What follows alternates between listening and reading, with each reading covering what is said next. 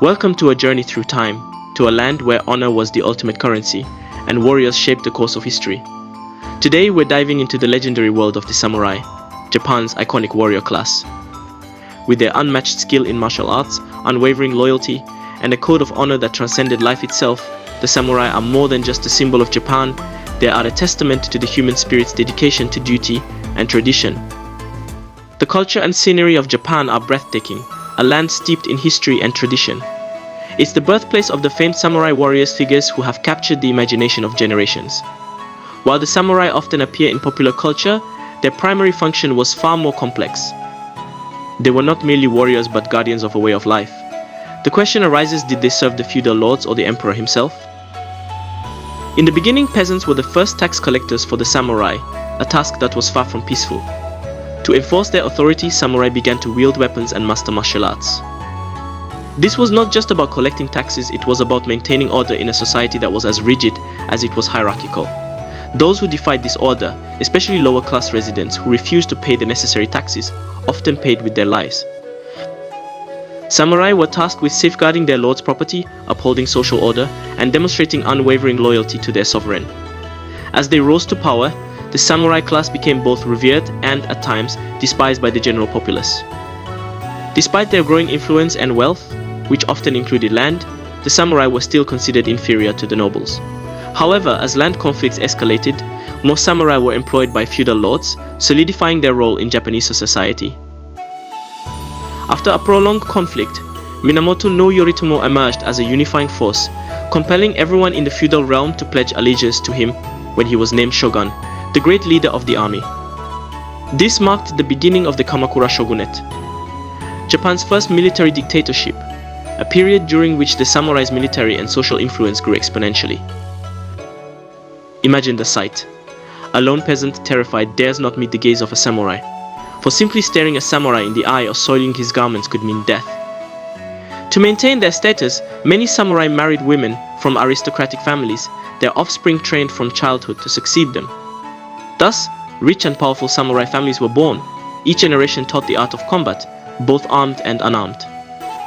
These ancient martial techniques eventually gave rise to modern martial arts such as judo, karate, and aikido. The samurai's payment was often made in bags of rice, the most essential food of the time, symbolizing both sustenance and status. After 400 years of relative calm, Japan entered a new chaotic phase. Central authority weakened, and many feudal lords went to war once more, each hoping to gain military rule over the entire country.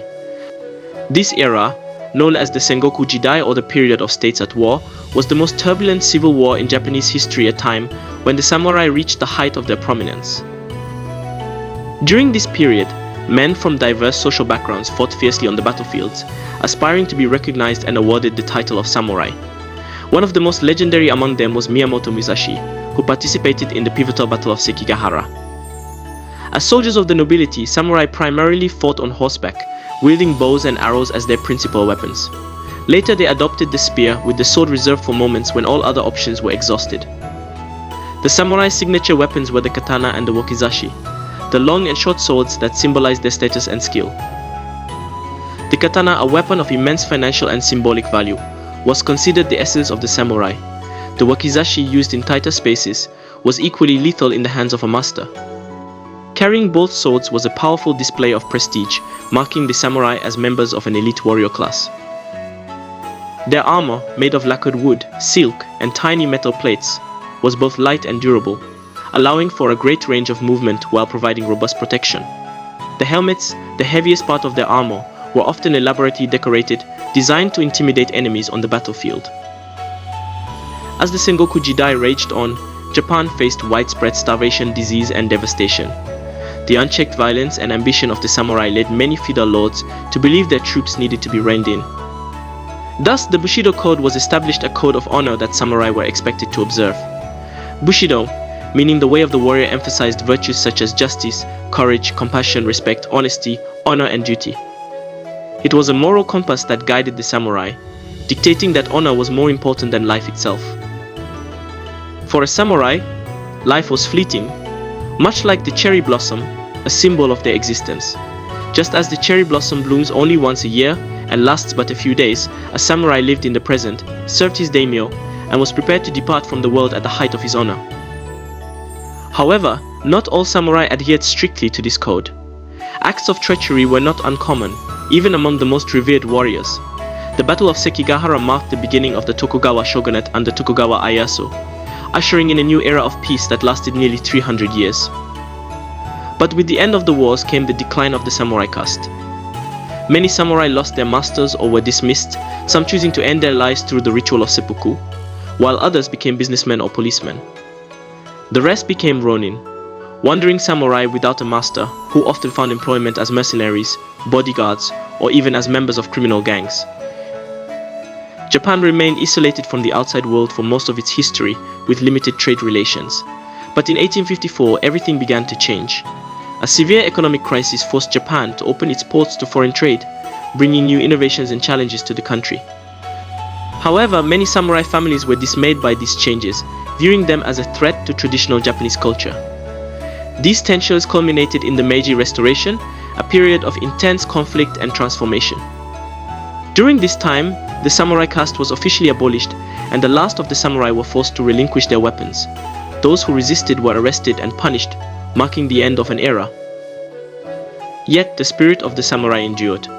During World War II, the Japanese government sought to revive this spirit, using it to inspire both civilians and soldiers. Commanders were given swords similar to those used by the ancient samurai, though these were mass-produced and could not compare to the artistry of the original katanas. Even today, the legacy of the samurai lives on. In modern Japan, many families can trace their lineage back to these noble warriors. The code of honor and martial skills they practice continue to be revered and studied by people around the world. The grandeur of the soldiers of the rising sun is indeed immortal. If you were captivated by the story of the samurai and the indomitable spirit that shaped Japan, make sure to subscribe to our channel for more cinematic deep dives into the world's most fascinating histories. Your journey into the past has just begun, and there's so much more to explore. Don't miss out, hit that subscribe button and join our community of history enthusiasts today.